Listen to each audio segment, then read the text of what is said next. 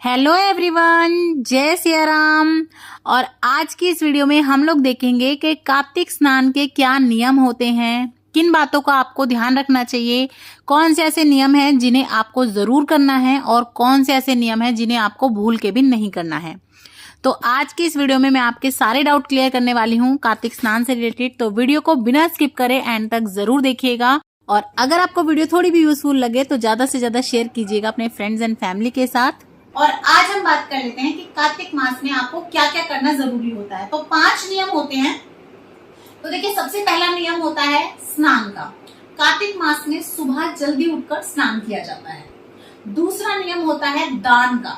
तो देखिए, आप जो है दीप दान कर सकते हैं। सबसे पहले दीप दान आता है, उसके बाद आप अन्न दान कर सकते हैं। आप अपना एक समय का भोजन दान कर सकते हैं, या जितना भी आपसे यथाशक्ति अनुसार बनता है उस हिसाब से आप दान कर सकते हैं। कार्तिक मास के महीने में ऐसे बहुत सारे त्योहार आते हैं, बहुत सारी तिथियां पड़ती हैं जिन पर आप अलग अलग तरह के दान कर सकते हैं। तीसरे नंबर पे आता है तुलसा पूजन। तो देखिए, कार्तिक मास में तुलसा पूजन का विशेष महत्व है। वैसे तो पूरे साल भर ही तुलसा पूजन का बहुत महत्व होता है, पूरे साल ही हमें करनी चाहिए, लेकिन कार्तिक मास में ऐसा कहते हैं अगर आप तुलसी पूजा करते हैं तो भगवान विष्णु बहुत प्रसन्न होते हैं, और अगर भगवान विष्णु प्रसन्न होते हैं तो लक्ष्मी माता आप पर बहुत ज्यादा प्रसन्न होती है। चौथे नंबर पे कार्तिक के महीने में भगवान विष्णु की पूजा का, कीर्तन का, भजन का बहुत ही ज्यादा विशेष महत्व बताया गया है। और 5वें नंबर पे जो आता है वो आता है हमारा व्रत। तो देखिए, अगर आप व्रत या उपवास करते हैं कार्तिक के महीने में तो वो भी बहुत ही ज्यादा उत्तम बताया गया है। तो देखिए, अगर आप चाहें तो इन 5 नियमों का आप पालन कर सकते हैं, जैसे दीपदान है, विष्णु हरि का भजन है, तुलसा पूजन है, स्नान है और व्रत या उपवास है। या तो आप चाहें तो 5 के 5 नियम अपना सकते हैं। लेकिन अगर देखिए किसी भी कारण से आप 5 नियम नहीं अपना सकते, जैसे कि मान लीजिए आप व्रत नहीं कर पाते, तो इसका मतलब ये नहीं है कि आप और 4 भी ना करें। आपसे जितना बनता है, जितना हो सके, आप उस हिसाब से अपना जो है ना कर सकते हैं। तो देखिए, अगर आप चाहें तो कार्तिक स्नान व्रत के साथ भी कर सकते हैं कि व्रत रखकर कार्तिक स्नान कर रहे हैं, या खाली आप कार्तिक स्नान भी कर सकते हैं। तो देखिए, आप अपने हिसाब से जैसा आपको ठीक लगे, या देखिए जिस हिसाब से आपकी बॉडी अलाउ करती हो, या आपका जो सही लगे, आपको जो सरल लगे, आप उस हिसाब से जो है अपना कार्तिक स्नान का नियम ले सकते हैं। और अब बात कर लेते हैं, अगर आप व्रत के साथ कर रहे हैं तो आपको किस तरह से करना होता है। तो देखिए, व्रत आप फलाहार भी कर सकते हैं कि आप अन्न ना खाएं, सिर्फ आप फलाहार कर सकते हैं, जैसे आलू खा लिया, साग सब्जी खा ली, इस तरह से भी कर सकते हैं। या आप चाहें तो मीठे भी कर सकते हैं। देखिए, जैसा आपको ठीक लगे, आपके स्वास्थ्य के हिसाब से जो सही हो, आप उस हिसाब से व्रत कर सकते हैं। चाहे तो आप खाली मीठे कर लें, सेंधा नमक के कर लें, या प्रॉपर एक समय पर आप जैसे खाना खाते हैं बिना लहसुन प्याज का सात्विक भोजन, आप उस तरह से कर सकते हैं अगर आप व्रत वाले कर रहे हो। नहीं तो आप अपने डेली रूटीन में जिस तरह से खाना वगैरह खाते हैं आप वैसे खा सकते हैं। सिर्फ आप सुबह स्नान आदि करेंगे और उसके बाद आप पूजा वगैरह करेंगे। तो देखिए, जो आप स्नान करते हैं वो आपको सुबह जो है ना तारों की छांव में करना होता है, यानी कि सूर्य उदय से पहले करना होता है। और उसके बाद आपको तुलसा जी का पूजन करना होता है, और हो सके तो आपको तुलसा जी के पास ही बैठ के ना कथा वगैरह करनी होती है। तो देखिए, आप तैयारी अपनी एक दिन पहले ही कर लीजिएगा। आप जो आपका तुलसा जी का पौधा वगैरह हो अच्छे से देख लीजिएगा, नहीं है तो नर्सरी वगैरह से ले आइएगा।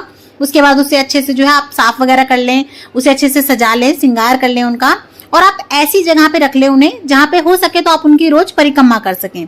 और इसी के साथ साथ पथवारी भी बोई जाती है, यानी कि जौ से पथवारी बनाई जाती है, उसकी पूजा का भी विशेष महत्व होता है। तो देखिए, इस तरह से आप तुलसा जी के साथ में ही पथवारी या तो इस तरीके से ईंटों से बना लें, या आप जो छोटा सा बर्तन आता है कोई मिट्टी वगैरह का, उसमें भी बो सकते हैं। इसकी पूरी डिटेल में वीडियो है चैनल पे, मैं लिंक आपको दे दूंगी डिस्क्रिप्शन बॉक्स में, कि आप पथवारी किस दिशा में लगाएंगे, तुलसा का पेड़ आपको किस दिशा में रखना चाहिए, और तुलसा का भूल कर भी आपको पौधा कहाँ पर नहीं रखना है। डिटेल में वीडियो है, उसे चेक कर लीजिएगा।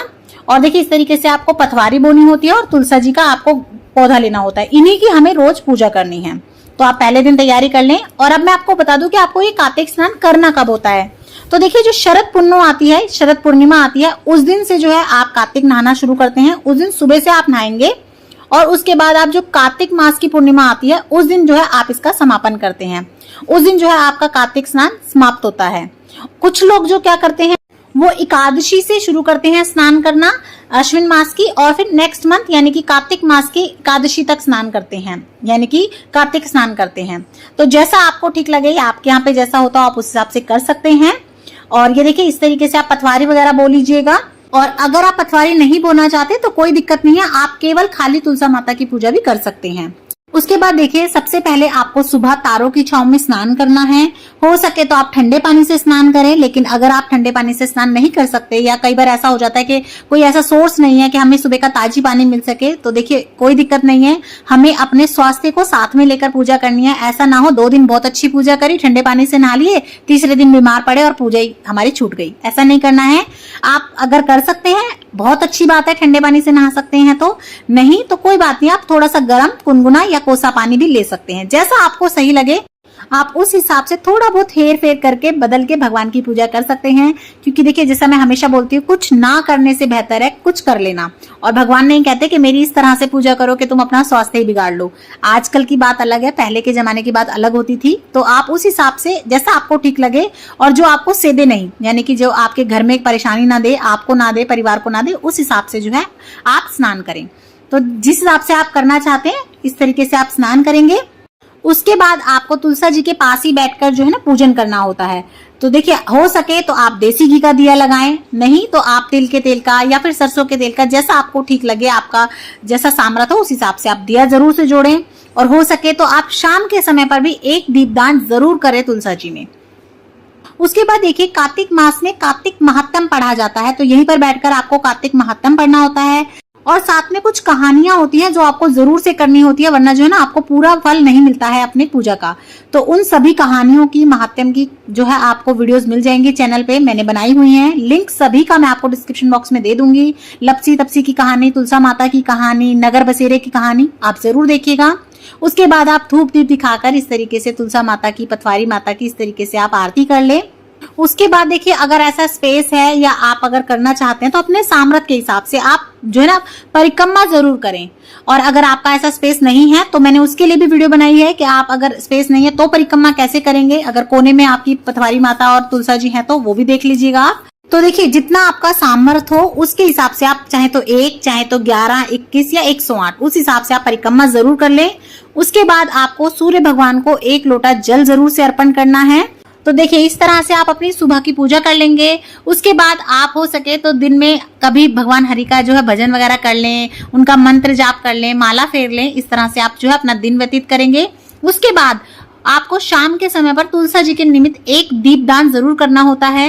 वैसे तो देखिए आपको पूरे साल भर ही तुलसा जी के निमित्त एक दीपदान करना चाहिए शाम के समय पर, जो जोड़नी चाहिए। लेकिन अगर आप पूरे साल भी नहीं करते हैं तो कोई बात नहीं, आप खाली ये कार्तिक मास में तो जरूर से करें। नियम बना लें कि कार्तिक मास में तो आप जरूर से करेंगे। और आप देखेंगे कि आपको घर में भी कितना अच्छा लगता है और बहुत ही जो है ना आपके जीवन में परिवर्तन भी आएगा इससे। तो देखिए इस तरह से आप कार्तिक स्नान कर सकते हैं, व्रत कर सकते हैं। अब देख लेते हैं कि क्या काम है जो आपको कार्तिक स्नान के समय पर नहीं करने होते, क्या चीजें वर्जित हैं। तो देखिए सबसे पहले तो कार्तिक मास में जो है ना अगर आप स्नान कर रहे हैं, व्रत वगैरह कर रहे हैं तो लहसुन प्याज का सेवन नहीं करना चाहिए। तो देखिए हो सके तो घर में मांस मदिरा आदि का और लहसुन प्याज का सेवन ना करें। लेकिन कई बार घर में और लोग नहीं मानते हैं तो कोई बात नहीं, लेकिन जो स्नान कर रहे हैं उन्हें तो बिल्कुल भी इनका सेवन नहीं करना चाहिए। जो है शुद्ध सात्विक भोजन आपको खाना चाहिए। कार्तिक मास में तेल मालिश को भी निषेध बताया गया है, तेल नहीं लगाना चाहिए।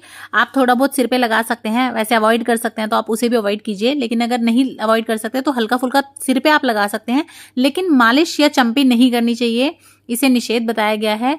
केवल नरक चतुर्दशी वाले दिन जो है मालिश करके नहाया जाता है, बाकी दिन आप जो है मालिश नहीं करेंगे। हो सके तो साबुन वगैरह भी छोड़ दिया जाता है, लेकिन अगर आप नहीं छोड़ सकते तो साबुन वगैरह आप लगा लीजिए, लेकिन तेल नहीं लगाना चाहिए। तीसरा, आपको जो है इस समय पर ना खाट पे या बेड वगैरह पे, बिस्तर पे ऊपर नहीं सोना चाहिए। हो सके तो आप कोई अपना बिस्तर वगैरह अलग से ले लें और आप अपना अलग से बिस्तरा लगा के सोएं, नीचे सोना चाहिए तो आप वैसे सो सकते हैं। और बेड वगैरह, खाट वगैरह का जो है त्याग करना चाहिए। चौथा, आपको ब्रह्मचार्य का पालन करना चाहिए। हो सके तो जरूर से आप ब्रह्मचार्य का पालन जरूर से करें कार्तिक के महीने में। उसके बाद आता है संयम। तो देखिए आपको संयम रखना चाहिए। आप हो सके तो इस महीने में आप किसी की निंदा करने से, चुगली करने से बचें। वैसे तो देखिए हमें कभी भी नहीं करनी चाहिए, लेकिन जब भी आप कोई व्रत करते हैं, नियम करते हैं, तब करते हैं, उस समय पर इन चीजों का आपको विशेष करके ध्यान रखना चाहिए। छठा, इस महीने में बैंगन, उड़द, चना, मूंग, मसूर, मटर और द्विदलन अर्थात जो अनाज दो भागों में बंटते हैं उनका सेवन भी नहीं करना चाहिए। सातवां, कार्तिक मास में भगवान विष्णु ने मत्स्य रूप में अवतार लिया था, यानी कि मछली के रूप में अवतार लिया था। इसीलिए इस महीने में मछली, अंडा, मांस, मदिरा जैसे सभी चीजों का परहेज करना चाहिए, इनसे दूर ही रहना चाहिए। और इसी तरह से आप भगवान विष्णु हरि का स्मरण करके, दान करके, धर्म करके आप अपना कार्तिक के महीने का जो है पुण्य फल प्राप्त कर सकते हैं। मैंने आपको सभी चीज़ें डिटेल में बता दी हैं। उसके बाद भी अगर आपको कोई डाउट हो तो आप मुझे कमेंट करके पूछ सकते हैं। और भी कार्तिक मास से रिलेटेड सभी वीडियोज़ आपको चैनल पर मिल जाएगी, उन्हें भी ज़रूर देखिएगा। और अगर पसंद आती हैं तो लाइक, शेयर, सब्सक्राइब करना ना भूलें और कमेंट बॉक्स में जय सिया राम ज़रूर लिख दें। जय सिया राम। राधे राधे।